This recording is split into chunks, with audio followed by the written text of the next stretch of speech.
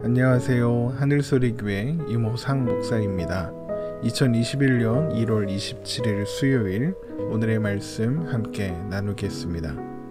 오늘 나눌 말씀은 누가복음 11장 27절에서 28절의 말씀입니다. 이 말씀을 하실 때에 무리 중에 한 여자가 음성을 높여 이르되 당신을 뵌 태와 당신을 먹인 젖이 복이 있나이다 하니 예수께서 이르시되 오히려 하나님의 말씀을 듣고 지키는 자가 복이 있느니라 하시니라. 아멘. 유대인들은 예수님께서 귀신을 쫓아내고 능력을 행하시는 것이 귀신의 왕 바알세불의 힘으로 하는 것이다 라며 예수님을 공격했습니다. 그러나 예수님은 오히려 그들이 하나님을 반대하고 하나님 나라를 반대하고 있다고 말씀하셨죠. 그들이 가지고 있는 메시아에 대한 헛된 기대로 인하여 그 중심에 하나님이 계시지 않는 결과를 만들어 냈던 것입니다. 예수님께서 바로 이런 말씀을 하고 계실 때에 무리 가운데 있던 어떤 여자가 큰 소리로 당신을 뵌 태와 당신을 먹인 젖이 복이 있나이다 라고 외쳤습니다. 누가복음 11장 27절입니다. 이 말씀을 하실 때에 무리 중에서 한 여자가 음성을 높여 이르되 당신을 뵌 태와 당신을 먹인 젖이 복이 있나이다 하니, 여인이 말한 당신을 뵌 태와 당신을 먹인 젖은 당신의 어머니 이런 말이겠죠. 이런 식으로 직접적인 명칭을 사용하지 않고 다른 식으로 돌려서 표현하는 것을 제유법이라고 합니다. 물론 그렇다고 해서 이 여인이 예수님의 어머니인 마리아를 찬양하는 것은 아닙니다. 그 어머니를 찬양함으로써 예수님을 찬양하는 것이죠. 그러니까 이것을 좀 쉬운 말로 바꿔보면 당신처럼 훌륭한 아들을 두셨으니 당신의 어머니가 참 자랑스러워 하시겠습니다 라는 식의 칭찬이요 찬양인 것이죠. 그런데 그 말을 들으신 예수님께서는 이렇게 대답하십니다. 누가복음 11장 28절입니다. 예수께서 이르시되 오히려 하나님의 말씀을 듣고 지키는 자가 복이 있느니라 하시니라. 예수님은 복된 대상을 바로잡고 계시는 거죠. 그러면서 복됨은 혈연 관계가 아니라 하나님의 말씀을 듣고 순종하는 모든 사람에게 있는 것이다 라고 말씀하셨습니다. 이것은 단순히 예수님을 찬양한 여인에게 그거 아니다 이렇게 하시는 말씀이 아닙니다. 이 말씀은 이 자리에 있었던 메시아를 오해하고 예수님을 공격하는 것만 생각하고 있었던 사람들, 그러니까 예수님이 바알세불을 힘입어 귀신을 쫓아낸다라고 공격했던 그들을 향한 말씀인 것이죠. 결국 그들이 예수님의 말씀을 듣지 않는 것은 하나님의 말씀을 듣지 않는 것이고, 하나님의 말씀을 듣지도 않고 순종하지도 않으니 그들은 복을 누리지 못하고 있는 사람들이다 라고 말씀하시는 것이죠. 시편 1편 1절에서 6절의 말씀을 보겠습니다. 복 있는 사람은 악인들의 궤를 따르지 아니하며 죄인들의 길에 서지 아니하며 오만한 자들의 자리에 앉지 아니하고 오직 여호와의 율법을 즐거워하여 그의 율법을 주야로 묵상하는 자로다. 그는 시냇가에 심은 나무가 철을 따라 열매를 맺으며 그 잎사귀가 마르지 아니함 같으니 그가 하는 모든 일이 다 형통하리로다. 악인들은 그렇지 아니하며 오직 바람에 나는 겨와 같도다. 그러므로 악인들은 심판을 견디지 못하며 죄인들이 의인들의 모임에 들지 못하리로다. 무릇 의인들의 길은 여호와께서 인정하시나 악인들의 길은 망하리로다. 지금 읽은 시편 1편의 말씀은 예수님께서 말씀하신 복 있는 자의 모습을 잘 설명하고 있습니다. 복된 사람과 복되지 않은 사람의 차이가 무엇입니까? 하나님의 말씀을 듣고 묵상하며 그 말씀을 따른다 이런 것이죠. 그런데 하나님의 말씀을 듣고 순종하는 것을 무엇이라고 표현했냐면 시냇가에 심은 나무다 라고 표현했습니다. 시냇가에 심은 나무가 철을 따라 열매를 맺고 그 잎사귀가 마르지 않는 이유가 무엇입니까? 그 나무가 시냇가에 심겨졌기 때문입니다. 그런데 나무가 스스로 좋은 자리를 찾아가 자리를 잡고 거기에 뿌리를 내리나요? 그렇지 않습니다.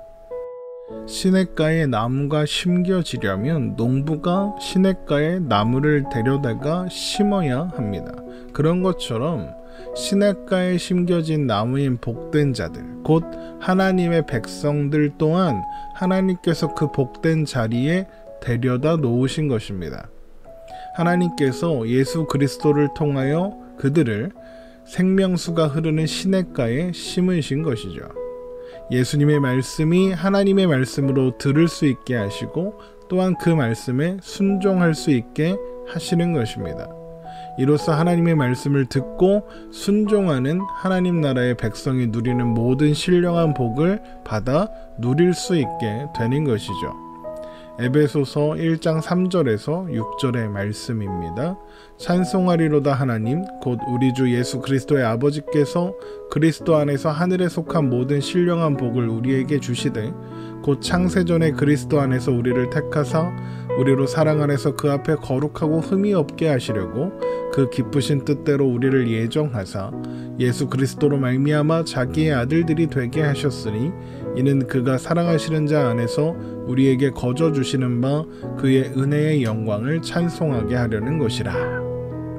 하나님께서 우리를 창세전에 예정하셨습니다. 선택하셨습니다.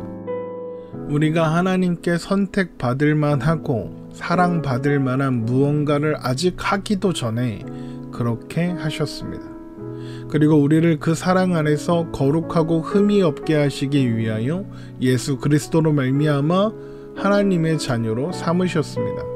그렇기 때문에 하나님의 사랑 가운데 선택받은 우리가 참으로 복된 자들이며 시냇가에 심겨진 나무들인 것입니다. 그러나 예수님을 부인하고 배척하는 자들은 스스로 이스라엘 백성이다, 율법을 지켰다, 하나님을 안다 이렇게 말하고 있지만 정작 하나님을 알지 못하는 것이고 하나님의 말씀을 외면하는 것이며 오만한 죄인의 자리에 서게 되는 것입니다. 로마서 10장 2절에서 3절의 말씀입니다. 내가 증언하노니 그들이 하나님께 열심히 있으나 올바른 지식을 따른 것이 아니니라. 하나님의 의를 모르고 자기 의를 세우려고 힘써 하나님의 의에 복종하지 아니하였느니라. 분명 그들도 하나님께 열심히 있었습니다. 율법을 철저히 지키며 메시아의 도래를 고대하며 기다려왔죠. 그러나 그들은 메시아가 이 땅에 오셔서 말씀에 예언된 대로 그 일을 이루고 계셨음에도 불구하고 올바른 지식이 없어서 예수님을 배척하고 하나님께서 오직 예수 그리스도를 통하여서만 주시기로 하신 하나님의 의를 외면하고 자기 의만 세우는 결과를 가지게 되었던 것입니다. 그들은 마치 그 집을 수리하고 청소했으나 그 빈자리가 채워지지 않아서 오히려 더 큰 어려움을 당하게 되었던 귀신 들린 자와 같습니다. 누가복음 11장 24절에서 26절의 말씀입니다. 더러운 귀신이 사람에게서 나갔을 때에 물 없는 곳으로 다니며 쉬기를 구하되 얻지 못하고 이에 이르되 내가 나온 내 집으로 돌아가리라 하고 가서 보니 그 집이 청소되고 수리되었거늘 이에 가서 저보다 더 악한 귀신 7을 데리고 들어가서 거하니 그 사람의 나중 형편이 전보다 더 심하게 되느니라. 그들은 율법을 지키는 것으로 자기 일을 세우는 것으로 그 집을 청소하고 수리한 것입니다. 그러나 그 중심이 하나님으로 채워지지 않으므로 그 중심에 하나님이 계시지 않음으로써 오히려 더 악한 길로 더 형편이 나쁜 길로 가게 되었던 것이죠. 마태복음 25장 31절에서 33절의 말씀을 보겠습니다. 인자가 자기 영광으로 모든 천사와 함께 올 때에 자기 영광의 보좌에 앉으리니 모든 민족을 그 앞에 모으고 각각 구분하기를 목자가 양과 염소를 구분하는 것 같이 하여 양은 그 오른편에 염소는 왼편에 두리라.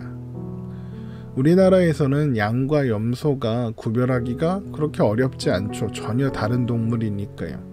그런데 팔레스타인 지방에서는 양과 염소가 굉장히 비슷하게 생겼다고 합니다.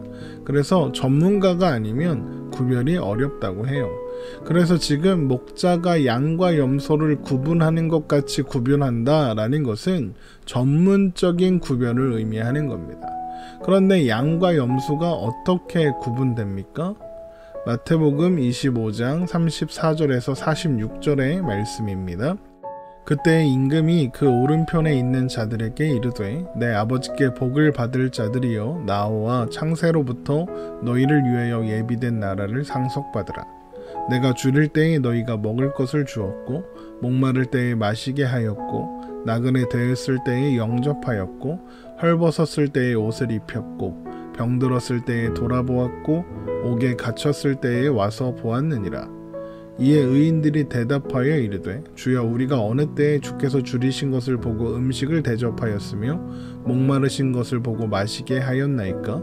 어느 때에 나그네 되신 것을 보고 영접하였으며 헐벗으신 것을 보고 옷 입혔나이까?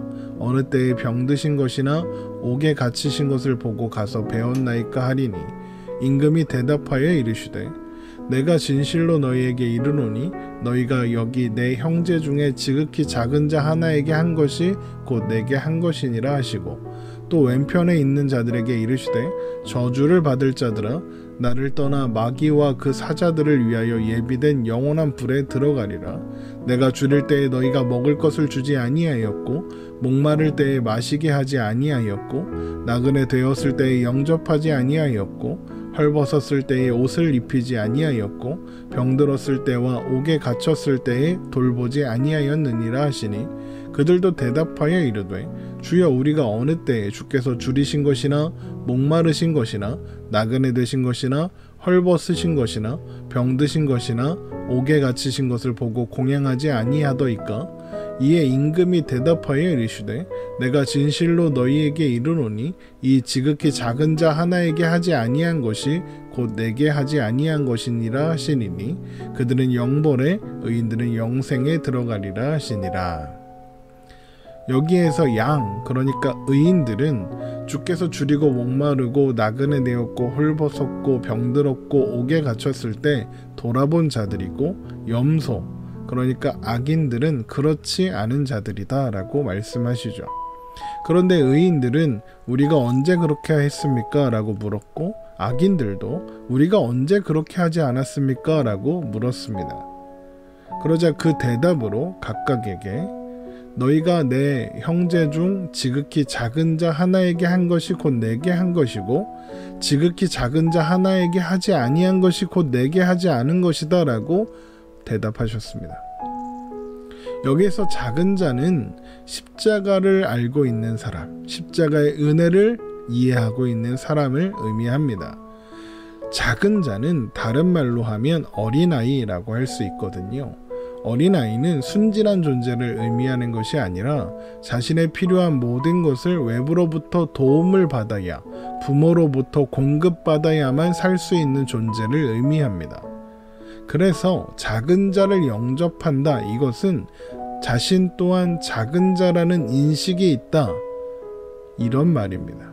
작은 자를 영접하려면 자신도 작은 자라는 인식이 있어야만 가능하기 때문입니다. 그러니까 우리는 하나님께 은혜와 긍휼이 필요한 존재들이고 하나님께서 주시는 구원을 받아야 한다라는 인식이 있는 자가 곧 작은 자이고 바로 그런 사람만이 작은 자를 대접하고 영접하는 의인, 곧 양이 될 수 있다는 것이죠. 결국 모든 사람이 예수 그리스도와 또한 그분의 십자가가 필요하다는 것을 알고 그것으로만 하나님의 자녀가 될 수 있다는 것을 믿는 모든 사람이 작은 자이며 그런 작은 자를 대접하는 자 또한 작은 자이기 때문에 그들이 작은 자들이 복 있는 사람이다 라고 이야기할 수 있는 것입니다. 그러나 당시 예수님을 반대하고 배척하던 유대인들은 스스로 이미 하나님의 백성이라서 자신들은 이미 의로운 존재이고 그래서 구원받을 필요가 없다고 생각했습니다.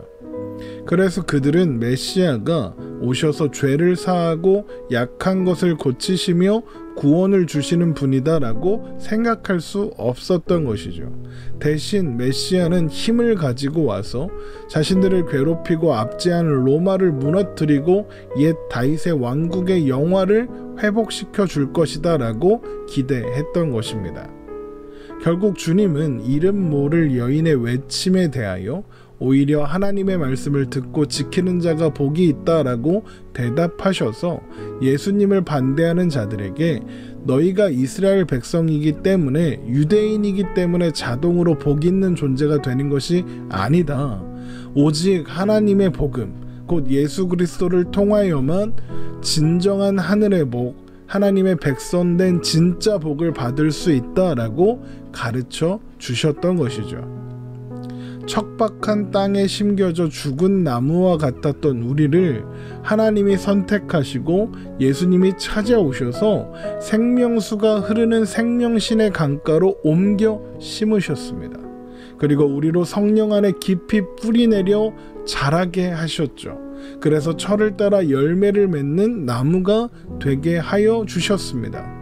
우리에게는 이 일이 우리 가운데 이루어지게 할 만한 이유와 조건과 자격이 전혀 없었습니다.